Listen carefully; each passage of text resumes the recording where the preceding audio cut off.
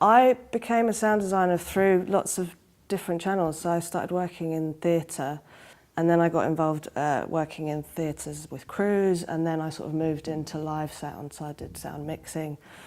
And I've always been very connected to music. I've sort of played lots of instruments and things. So it kind of felt like a natural progression, but I tried out lots of things within theatre before landing in that, and sort of learned it on the job.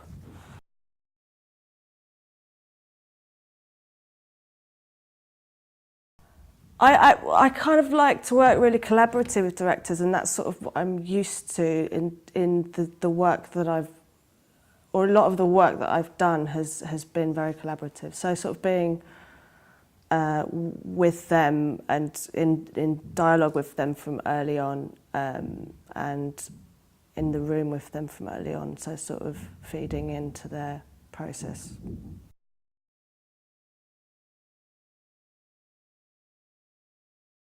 Yeah, my starting point with Layla's room was actually the music world of it, because it felt very immediately like music, and also because of the character of Layla, she talks about her love for music. It felt like music was going to be a big part of it, and I kind of imagined immediately that it would be underscored largely throughout. So that was definitely one of the starting points, and also the character herself, and I guess her emotional journey was a big key thing.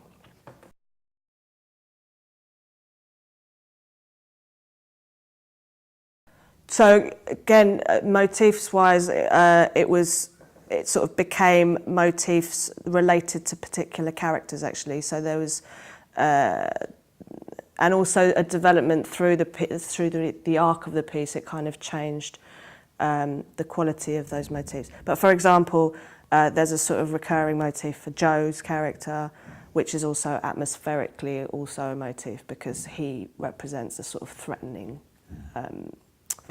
element to her.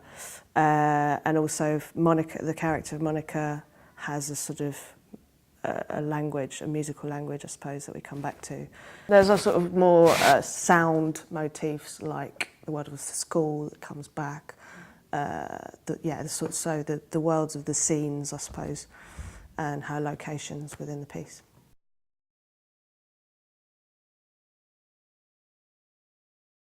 Alongside the script, I was keen actually to just find out what teenagers listen to, because I'm not a teenager, and I'm not this character. So it was, and I actually asked Shanice, who plays Layla. She was going to have a conversation with some teenagers, and I asked her to ask them what they listen to. I'm always keen to find out from the sort of the reliable sources,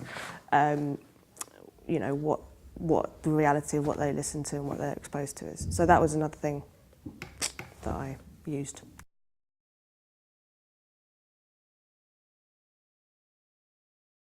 As the set and other elements are more minimal, the sound is very useful in helping create location. It sort of helps to tell the story in a lot of ways, where maybe, where in other productions you might have quite a naturalistic set, or that the set would help create location.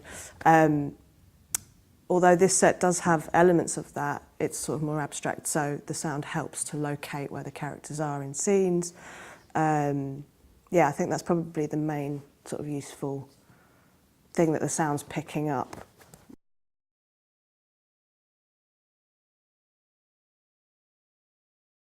How I developed the design for this piece was that I tried to be in the room as much as possible, not least because a lot of the piece involves physical movement sequences that lend themselves to having, music or something sort of to support them. So it was important to be able to obviously be in the room and see those sequences and how they developed.